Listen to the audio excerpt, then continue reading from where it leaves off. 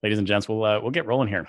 Today we're going to talk about filling your pipeline with leads, and I'm super excited to have Shawn Butler on with us. Shawn's a consummate marketer, right? You stop me when I go wrong on this, but your background, you've been in a couple big agencies, and then started your own agency. You've exited to yourself, so kind of an interesting spot, right? You got two personal exits. And we're in like exit planning world on this call today, so I feel like you might be qualified to talk to this audience. And right now, you run Relevant, right? A marketing agency, really geared towards growth, right? Is that accurately stated? Sound about right? Yes. Yeah. The punchline of that is I'm an agency for agencies. There you go. Yeah, so, right. The cobbler has no shoes, right? Agencies need help too. So, and I think I left out probably like an MBA along the way, and you're an adjunct professor, teach a whole bunch of things, and you kind of know what you're doing, right? I have 2 master's degrees, which just tells you my levels of insecurity, that I needed approval. I needed formalized permission to say, you know what you need to know at an early age. So yeah, I have 2 master's degrees, and I fell in love with academia. So I've been guest lecturing, teaching, professing for, probably 12 years, 11 years now. Nice. Well, cool. So today we're going to talk about filling your pipeline, right? And, I feel like the catchy thing here is the 10x your network or 20x your network. And if anybody here who travels in like sort of growth hacker circles, I feel like that's one of the things du jour to talk about, or at least for the past couple of years. But I'm interested to hear your thoughts on this, and get under the hood a little bit on how we might do that. And then this idea of like, how do you talk to strangers? How do you do that magic trick of getting strangers to turn into clients without being out there begging for it, right? So let's jump in, Shawn. Why don't you probably do a little bit better job than I would on your background. Why don't you kick this thing off, and we'll go from there. Well, I'm a low energy guy. I try to keep it low key, but let me just say, what we're going to cover today is really exciting stuff.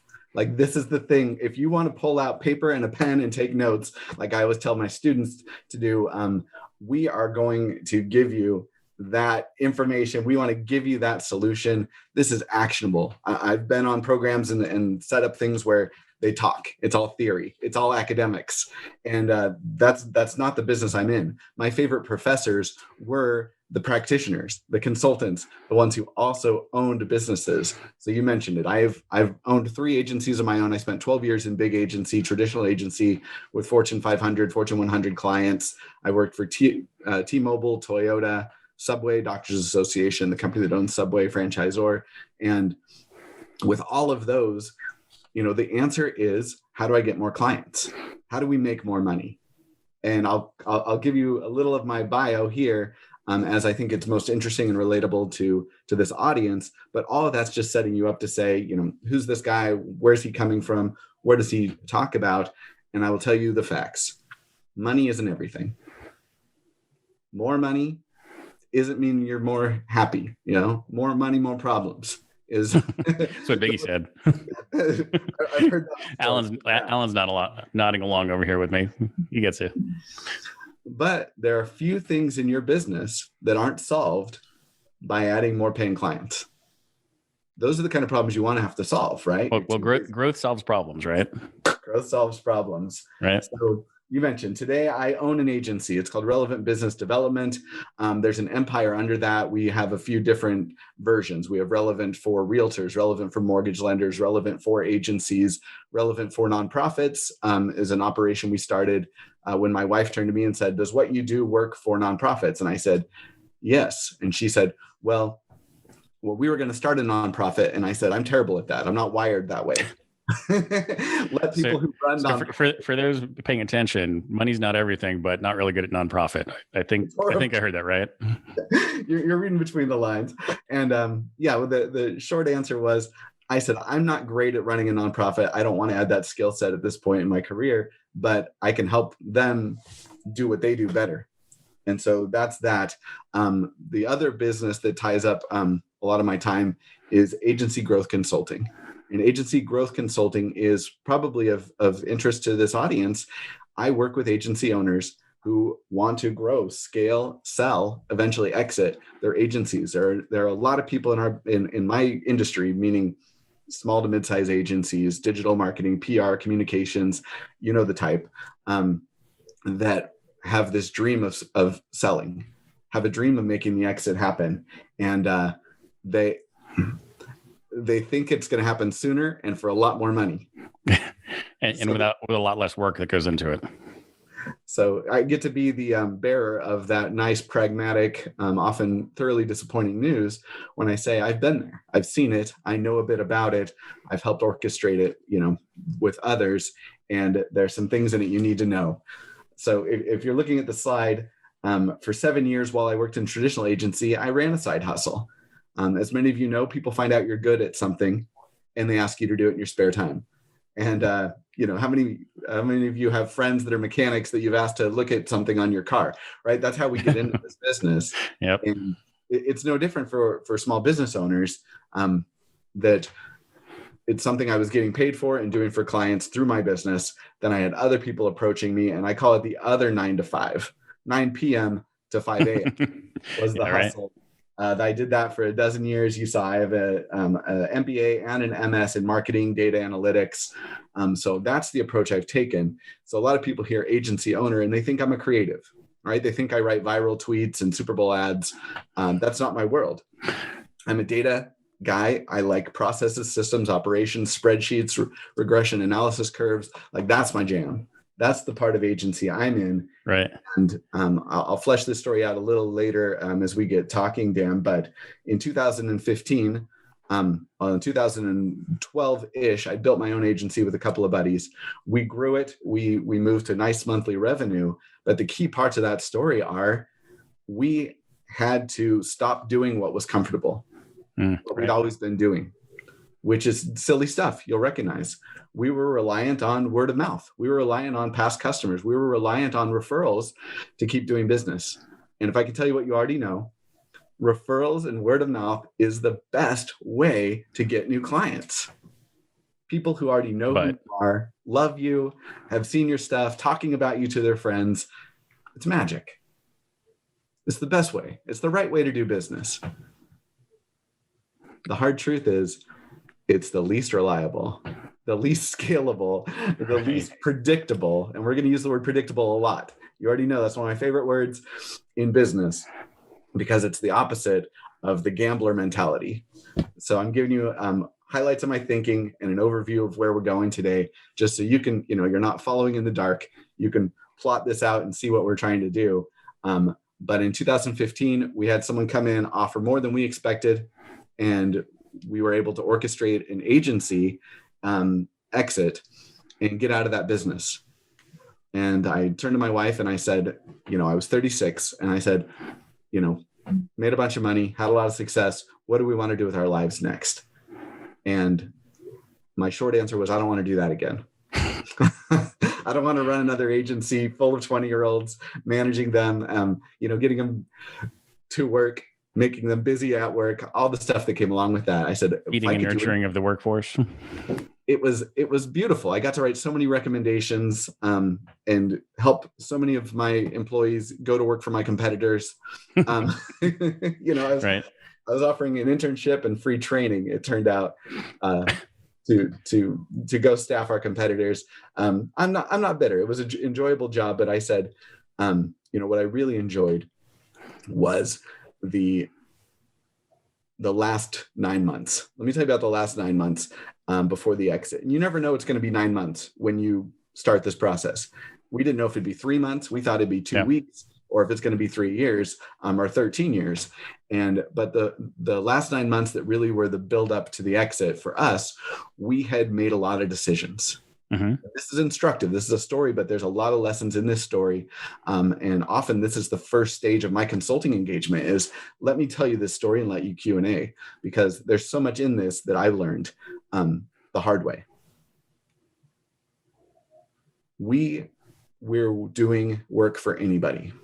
We were working with, a tax accountant because they were across the street. We were working with a plastic surgeon because one of our employees knew them. We were working with a dentist because it was one of our employees' uncles, right? We were doing that kind of business. We were taking anybody with money into the business and we were working with them. And that pays the bills. That pays the bills most months. But it's not predictable. It doesn't have this nice, comfortable thing that marketers refer to as a pipeline, right? We don't know where the next lead's coming from. And if I can preach for a second, don't let me get on my soapbox too much too early, but everything in your business changes when you know where your next client is coming from. Right. It's powerful. When you don't know, where are you at, right? How does it feel when you don't know where your next client's coming from? You're saying yes to bad deals. You're saying yes to bad fits. You're discounting prices in some ways. You're cutting your commission. You can smell it. The customer knows when you're desperate, when you're needy, when you're hungry. And there's a difference between hungry, go get them, Gary Vaynerchuk mentality, hustle, right, to please let this happen for me. I need this. Right. So, let's talk through a little bit of that. But once we nailed down who we wanted to work with, that's the next stage here, is when you know a few things that aren't working, your job in business, in life, is to figure out how to quit doing those things that aren't working. Right. It's as important to know what doors you want to close as it is which doors you want to keep open. So we stopped doing things that weren't working. And we started doing, ironically, for ourselves, the stuff we were doing for our clients. Interesting. And so that's where we're headed today, is I want to cover some of that. Start with who, have a plan, predictability, the 4 C's of selling, and then down here, pipeline means sell at scale. If we're talking selling, I think we're on the wrong webinar here today. I'm not going to get that one, but yeah, let's do it. So I just want to recap here for a second. You talked about the last 9 months, you started doing things differently, but other things I heard you say, and I hope we're going to talk about this today, focus on data and analytics, right? Like, I think many people, most of us, when we think marketers, it's like writing Hallmark cards and not managing data, but that's important stuff. So I hope we talk about that a little bit today. Yeah. And then, the scalability of word of mouth. So I'm looking forward to that. So let's dive back in here and we'll rock and roll through it. Cool. It's a dumb statement. I looked online to figure out who said it. There are multiple attributions for it, but you know this to be true in your gut. Your network is your net worth. The people who know who you are, who like you, who trust you, who would call you, who are going to refer business to you, is so valuable. But how do you expand your network? Right. Let's talk about, I don't know how the rest of y'all did, but 2020 where I live was crazy. How's that for an understatement, Dan? I don't know. What happened in 2020? Alan, you remember anything? No, we got nothing up here. 2020 was a hard year. 2020 was a hard year for a lot of people, especially the small business owner. If you own Netflix or Amazon or Peloton or there were a lot of businesses. I have one of those. It was a good year for a lot of businesses. Yeah. It was a bad year for those of us who are not mega multinational corporations. There it is. A fine point made is 2020 changed a lot of things. In the past, there were methods you would use. How many of you were members of a networking group, a chamber of commerce? How many of you relied on dinners, banquets, events like luncheons that just didn't happen? It's been a year. So I live in North Carolina. I live on some land outside of Raleigh. I told you after I sold my agency, I told my wife, we can live anywhere. We can do anything. What do we want to do? And we said, let's be 2 hours from the beach, 2 hours from the mountains, and about 4 hours from my in-laws. And it felt like the perfect setting for us. So we love our lives here in the Raleigh area. We got a bunch of land. We built a tree fort that mirrors the Ewok village in our Carolina pine forest back here during quarantine. And it's been a wild year for a lot of things, a lot of free time, but I designed my life that way. And this isn't that conversation, but I designed my life to have a lot more free time in it, to deal with a lot less people. But it didn't change the fact that quarantine kept us all in our homes, kept us all out of those rubbing elbows, making eye-to-eye, belly-to-belly conversations that led to so much of your business development pipeline. I'm just going to say biz dev because I think we're having a very high context conversation. That biz dev happened when you were able to engage and interact. Right. That did not happen for the last 12 months. Yeah. The way Yeah. And looking at, a bunch of the folks that I know that are sitting online here with us, I think a lot of these folks, well, like me, spend a lot of time out at lunches, a lot of time at breakfasts, those sorts of interactions where you have an opportunity to have a one-to-one interaction and, sort of build a relationship, build trust, build rapport, et cetera. So yeah, to your point, 2020 was the opposite of that, right? So we've got to dial in something that solves for that big hole in our calendar. You needed another solution. You needed something else that was working, and a lot of people found it. A lot of us spent a lot more time on Zoom calls, right? A lot of us spent a lot more time on the phone again, dusting off this whole device that keeps surprising us that it does more than just take pictures with the internet. And that's good, but the word you keep hearing me say and is key to what you're doing with creating an exit is scalability. It just isn't there. So I've got good news for you. COVID was not responsible for all of that. In fact, this process was seen coming. So if you can see my screen, I'm sharing a slide right now that has data. And this is a little dense. I'm not going to go all the way through it. You can look it up. This is by a consulting group called Accenture. It's the largest consulting group in the world. Heard of them. They paid a lot of money to know what they're talking about. This was published in Harvard Business Review at the start of last year.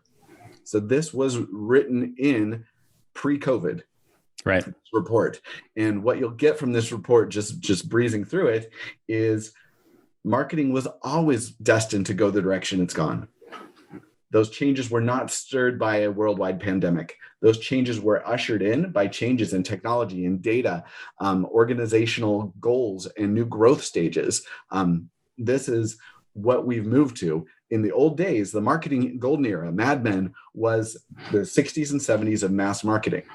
I've written papers on this you don't need to hear, but in that day, your job was to get a jingle that's stuck in their head, pop, pop, fizz, fizz, and then roadblock the 4 radio stations and the 3 TV channels and just mass produce, just inundate, steamroll your audience into singing your jingle, right? That was marketing 101 back then. That was how it worked. And there's nothing wrong with that. It just doesn't work anymore. If you can buy every TV station, radio network, podcast, take your money and go to the bank, buy Super Bowl ads and just block it all out, that probably still would work.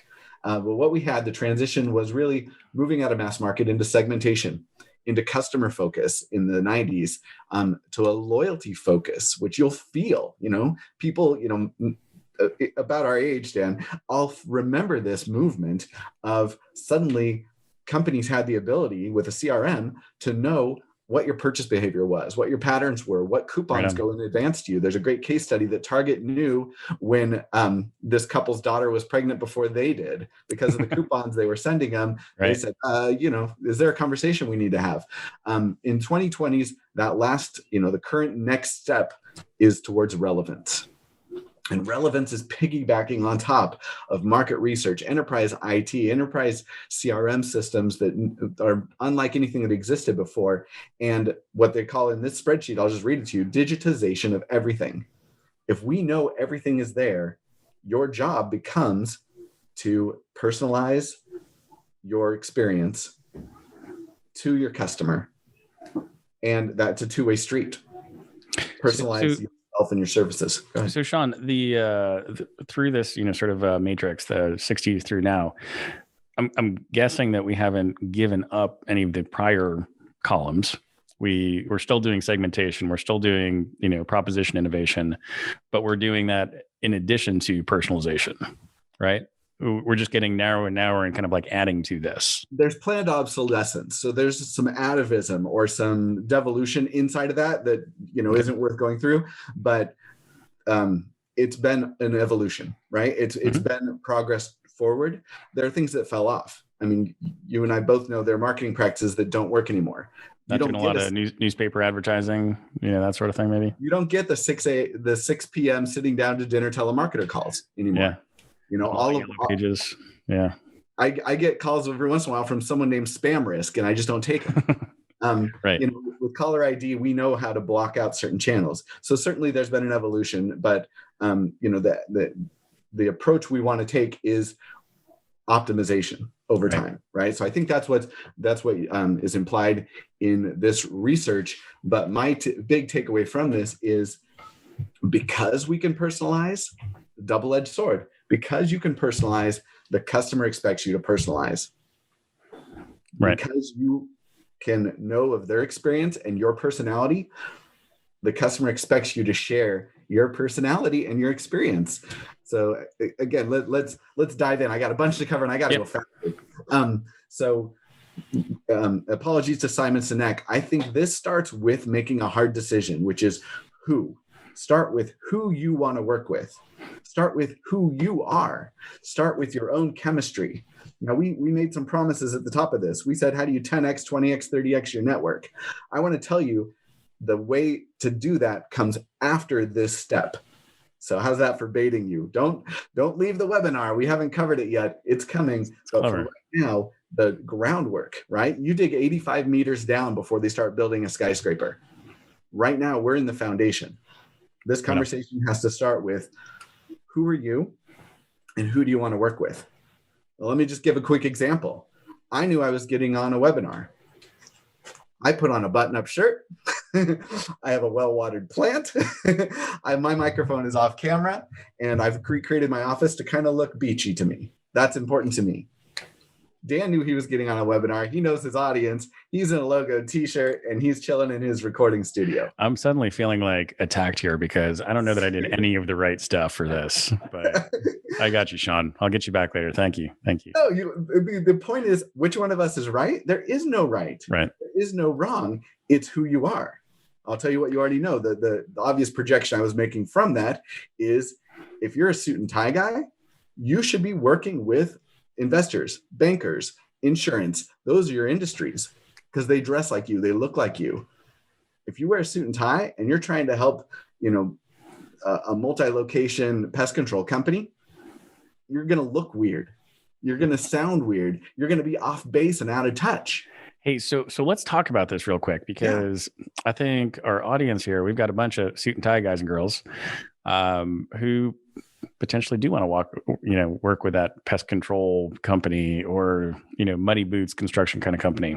Yeah. So you've got a suit and you've got somebody wearing construction boots. Is that what we mean by fake it? Like, talk to me about fake it. Well, and then talk to me about authenticity. So how do we connect the dots? Authenticity is really more about consistency and integrity. So let me hit this. Own your interesting. You are interesting. There are things about you that will be interesting to your customers. These are what we call secondary characteristics or personal attributes. Those are things that are a little malleable, right? We always know, don't talk about politics, religion, sex, like don't go into those areas with clients, but there are other things, your secondary characteristics that can be compelling, can be interesting to them. Those are the things you have to come up with. And I said, be interesting or fake it really just means know what your customer's into. So know who you are and know what they're into, and then align those things. So hopefully that kind of gives you my background. Authenticity is clutch. I work with agency owners because I know agency. I've been in it for 15 plus years now. That's my world. Right. I would be awkward. I would be out of my element. I'd be very unconversational if I, started to go work with lawyers, or if I started to go work with financial planners. Well, I know some financial planning, but there are industries where, like you said, there's muddy boot industries where they want to see you come to them as an expert. You can't get away from that, but relatable. So you haven't said this word yet, but it feels like you're talking about getting niche, like getting more narrow and not going more broad, right? Like not everybody is a customer. And you started to say this before, like, your last 9 months running your original agency, you started to do things differently. You started to focus on the right customer, et cetera.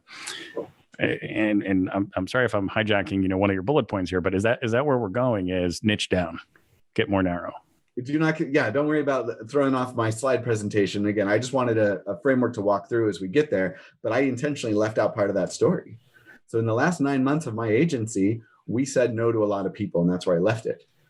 Because we knew who to say yes to. So let me talk through this slide real fast. Yeah. Who are you? You're interesting. I knew agencies. Guess what we started selling to? We found out we had a few key things that were magic for us. This is what you need to get a multiplier. I'm talking to exit planners. You guys know what I'm talking about. Most businesses are worth about their book of business over a period of time. That's really what you're going to sell for. In order to get a multiplier, you usually need to have some sort of proprietary tech. We did not have that. You needed a brand name in your industry. We did not have that. So how did we get a decent multiplier out of our sale? The sale of our agency, we had a system to create predictable growth in our clients. And we had a niche. And so our niche, and I apologize to, grammar Nazis and Canadians, niche is how we say niche. And we have to say niche because it rhymes with the next thing I'm going to say, which is in the niches are riches. Which doesn't I didn't think that's the rhyme you were going to go with, but there's more to that rhyme. We already did our gangster rap reference on this. We did.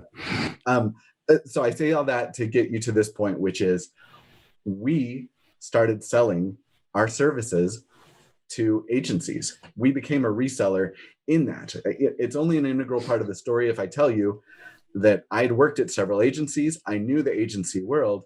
What we had developed at my agency was really low-cost labor.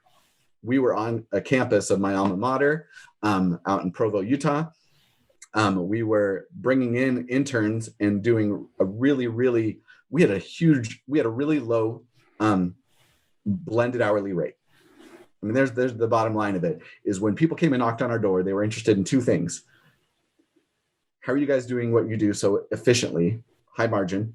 And how are you guys bringing on such huge clients so consistently? And that's what I tell you about those 9 months is we had people look at our pro formas and say, is this pie in the sky? Where are these predictions coming from? And I said, that's actually based on 9 months of historic precedent, which is the only right answer, by the way. 12 months, 36 months of historic precedent is the only thing you should base projections on. Hope, wishes, dreams, vision boards, Ouija boards. None of that is the right answer. And there's a couple things you get from an MBA. One is I got really good at PowerPoint, which is obvious. I made these slides myself. The other is you get really good at Excel. And so I had beautiful pro formas, but the data behind them was solid because we started it when we knew who we wanted to work with and what we do and how it's different. So back to my slide here, we knew who our customer was. And when I say get way too specific, I will tell you, we knew our ideal customer was a small to mid-sized agency owner who was trying to offer full services. We knew their flaw. They could not be a full service agency. It's more true in 2021 than it was when we were doing this in 2013, 14, 15, is you can't offer a full spectrum of services without being a Publicis, a McCann, a Gray, or a Mullen. If you're not a global organization, you got people in-house, even in a few offices, you can't afford to have specialists in all those areas: social media, content creation, paid ad planning, content creation, all the stuff that we were offering. Most of those agencies were not great at. Right. And so they needed somebody who could come in and do that. Well, they liked us because our blended hourly rates were ridiculous. They were 2-figure numbers, and they could go and resell what we were doing for $175, $250 an hour. And so we had a nice margin. We had a nice markup. We would show up and we were the agency for agencies. So you saw this all evolve. And we knew how much they were paying their employees. We knew which clients they were working with, which industries they were in. That's what I mean by get way too specific. So let me pause because I want the emphasis to really land on this is when you decide who you are, it should develop from that who you want to work with, who you're the most comfortable around, and let me just throw this in. Past performance is no guarantee of future success. Neither is it an indicator that that's the industry you should be in. We work with agency owners who come to us and say, I've had a lot of success with, travel, tourism, restaurants. All of that has gone horribly down the drain last year. Right. And we say, who else would you want to work with? And they'll say, oh, I'd love to be working with infrastructure I know that industry. I'd love to be working with, banks and credit unions. And I'm like, bless your heart, which is what we say in the South when we're like, that's crazy. But bless your heart, you want to work with credit unions? Let's get you some credit unions. Let's get you in front of the people you want to work with and tell them what you do. Because I haven't said it yet, but marketing 101 is get the right message in front of the right person at the right time. And I'll beat this to death before we're done here, but right person is easy to find. Right message is my fourth arrow here. Why do they care? Why do they care? What do they care about? What do you want? What they need from you is the answer to what they care about. And if your service, your solution is the thing they need, oh, they care a lot. They care a lot, especially if it's attached to their pocketbook. So to my example, I knew agencies, I was brokering agencies, I was working with agencies, we were selling to agencies, and I walked in and I said this, my pitch was beautiful. It said, do you have somebody on staff who's an expert in SEO, SEM, PPC, social media content, social media strategy? And they would go, yeah, we covered all those. Or 90% of the time, no, we can't afford that. We don't have those expertise. And I said, what if we could do that? White label, sell it to you through you, and you would sell it to your clients at your usual pricing. And our pricing is, half to a third of, right. You get to put on 50 to 60 something percent margins on top of what we do. And they would either say, let's keep talking, or they would just pull their credit card out right there. Because when you know what the problem is, you know what solution they need. And your job becomes to solve that problem. All right. So, Shawn, we talked about this a little bit the other day as we were prepping for this, but I'd like to drill down on this. Why should they care? What happens if you have a largely undifferentiated service? So how do we get to that point of caring if they could care equally about you or me? There are a few different places where you can diversify and differentiate. Yeah. The main ones that'll work for you are price. This is the easiest one. Right. Price is a great differentiator. It's a race to the bottom. I will give you an old trope from business school. There's no strategic advantage in being the second lowest price. Right. If you're not the lowest, you might as well be the highest. Right. And so your goal actually becomes to not be in that sector, to be your sector of one, right? You want to be the only business that does what you do. So we mentioned pest control, and I have a buddy that owns a very successful pest control company, does not work very hard to make a lot of money. Happy to make that introduction if anyone wants to broker his exit. But in his industry, what he knows to be true is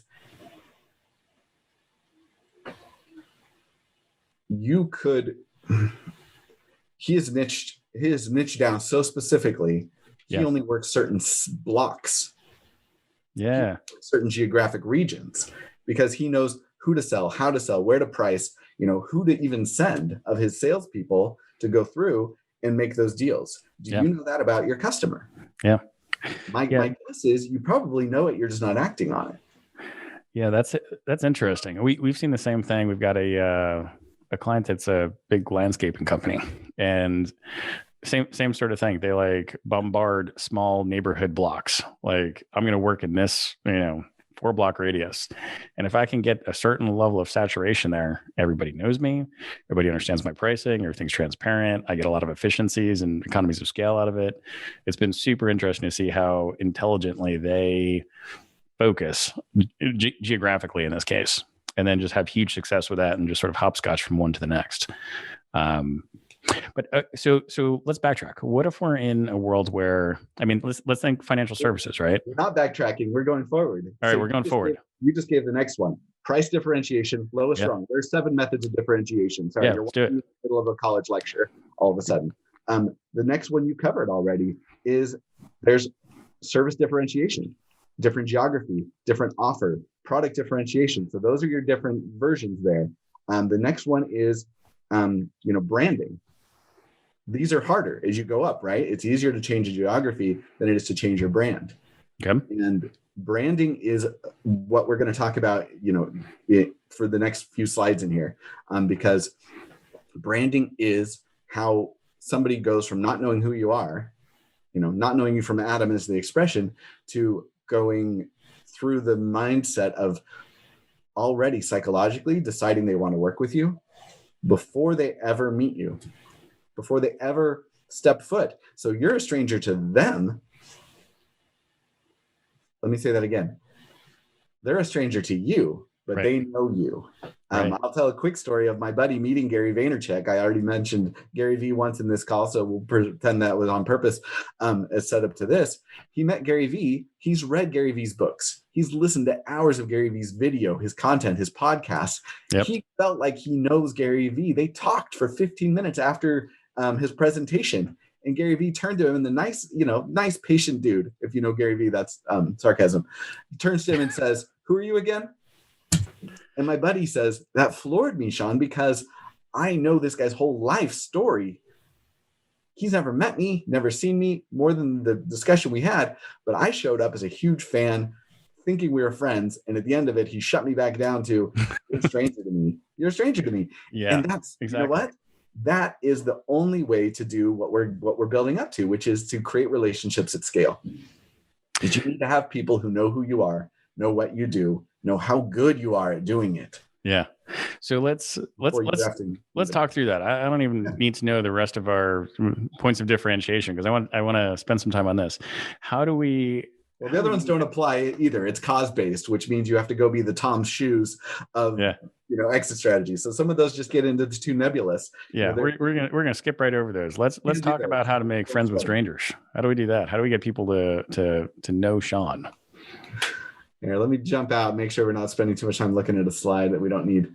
The best way to make friends with strangers is to know who they are and know what they care about, and then find those points of connection where you can actually deliver information and value. So I will jump you back into a slide because you just walked through the 4 C's. So I have a framework for this too, just because I'm only happy when I have a slide to talk to. Sorry, the academic is showing up again. Let me again, I don't want to be tied to this, but this is such useful stuff. You've heard it probably before. You know this in a way that's familiar to you, but I call it the 4 C's of selling your service. And it's really creating value. Your first C is you have to establish credibility, right? They have to know you've done this before. You don't want to be a rank amateur. You don't want to be a guy that took a course or watched a YouTube video. Slept at a Holiday Inn last night. And you suddenly are saying, I can take care of you. Let me get you out of there. So I don't think that's who we're talking about. I don't think that's our concern. It's just conveying that credibility. Having it is one thing. Do they know you have that? The second C is capability. You can do this for them. That's the niche. That's what I'm talking about. Is there's a weird catch-22 in business. In marketing, it looks like this. People come up to me and say, I want a campaign like no one's ever seen before. Give me something. I want to be on TikTok or the Instagram or the whatever's next, Clubhouse mentality of I want to break all barriers and do something fresh and new. But, ready for the but Shawn, can you make sure it has 20 case studies and 12 months of proven history? Right? Do something innovative nobody's ever seen before, but don't make me take a risk. Don't make me walk out on the ledge of trying something experimental or new. That's the niche, is they want to know you know their business well enough that you're not learning on them. You're not cutting your teeth on their dime. Right. And so you need to say, I have done this before. I've done this for X, Y, and Z. If you've got case studies, that's the point to put them in. Yep. And then you say, and I can do this for you. Here's what that would look like. And this isn't a class on salesmanship, but that's where you paint the picture. That's where you build the dream. That's where you start saying things like, don't throw numbers. Don't give them a gut level evaluation. That doesn't buy you any credibility.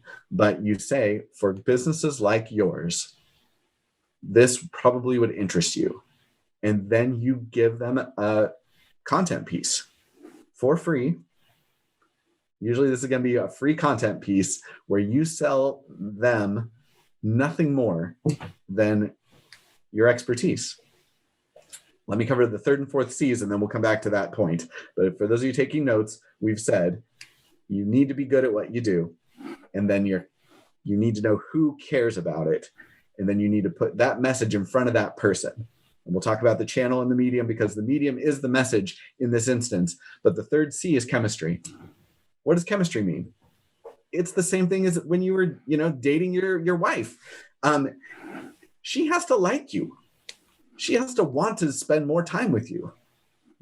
She has to be willing to commit, because this isn't a short-term relationship. This isn't a pizza delivery, right? When you're getting involved with a client, you're going to be in there for years, for decades sometimes, and moving towards these big goals that require trust. Well, you need to establish that very, very early on.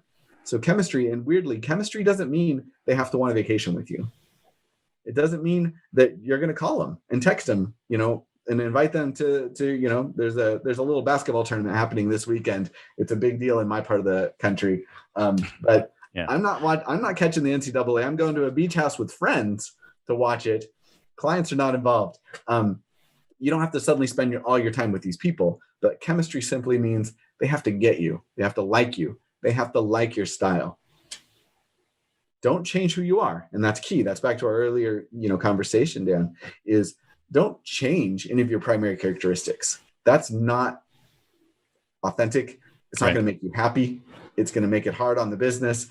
Be who you are. Be true to who you are, but just be upfront about it. Be honest. People like interesting people, right? I'm not going to quote too much Brene Brown to you, but you can have flaws and mistakes and, a vulnerable past. And there's a way to tell that story that is going to be interesting and intriguing to the people who you will want to work with. And I'm about to use the L word in a business context, but you should love what you do. And your clients should love what you're doing. And if you're not happy about who you are, who you work with, how you deliver it, you're not showing up 100%. This isn't a mindset conversation, but that chemistry piece comes out when they are getting to know you and they're willing to give you the information you need. They're willing to work with you. They're willing to take the advice you have to give them, because I think I'm quoting Dan, but this is your number one asset. This is the most important decision financially that a lot of these business owners will make. And it should not be done as an accident. Right. Very true.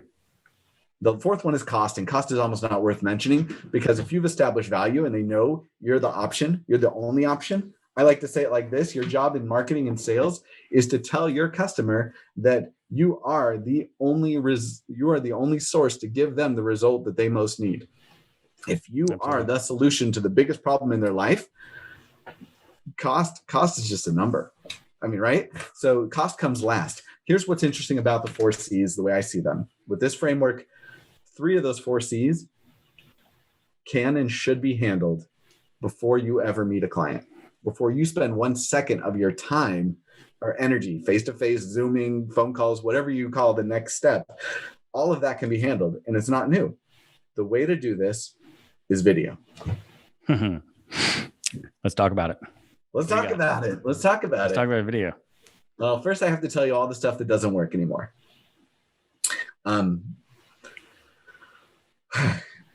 We used to put, 25 people at dinner in the back of an Olive Garden, or 100 people in a room at a Marriott.